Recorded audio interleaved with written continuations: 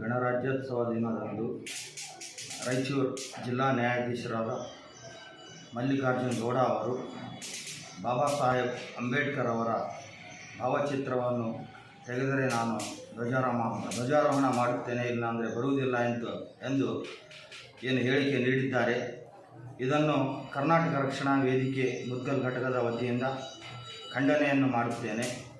ಅದೇ ರೀತಿಯಾಗಿ ಡಾಕ್ಟರ್ ಬಾಬಾ ಸಾಹೇಬ್ ಅಂಬೇಡ್ಕರ್ ಅವರು ವಿಶ್ವದ ಪಂಡಿತ ಹಾಗೂ ದಲಿತರ ಸೂರ್ಯ, ನಿಮ್ನ ವರ್ಗಕ್ಕೆ ಕತ್ತಲೆಯಿಂದ ಬೆಳಕಿಗೆ ತಂದಂತಹ ಮಹಾನ್ ನಾಯಕ ಹಾಗೂ ಅಸಮಾನತೆಯನ್ನು ತೊಲಗಿಸಿ ಸಮಾನತೆಗಾಗಿ ಹೋರಾಡಿದಂಥ ನಮ್ಮ ದೇಶ ಕಂಡ ವಿಶ್ವ ಕಂಡ ಮಹಾನ್ ನಾಯಕ ಅವರಿಗೆ ಅಗೌರವ ತೋರಿಸಿದ್ದು ತುಂಬ ಖಂಡನೀಯವಾದದ್ದು.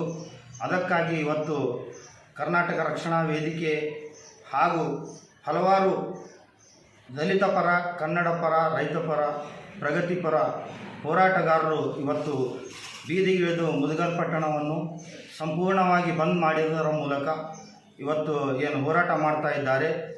ಆದಷ್ಟು ಬೇಗ ನ್ಯಾಯಾಧೀಶರ ಮೇಲೆ ಕ್ರಮ ಜರುಗಿಸಬೇಕು ಅಂಥೇಳಿ ನಾವೆಲ್ಲರೂ ಇವತ್ತು ಒತ್ತಾಯವನ್ನು ಮಾಡ್ತಾ ಇದ್ದೇವೆ.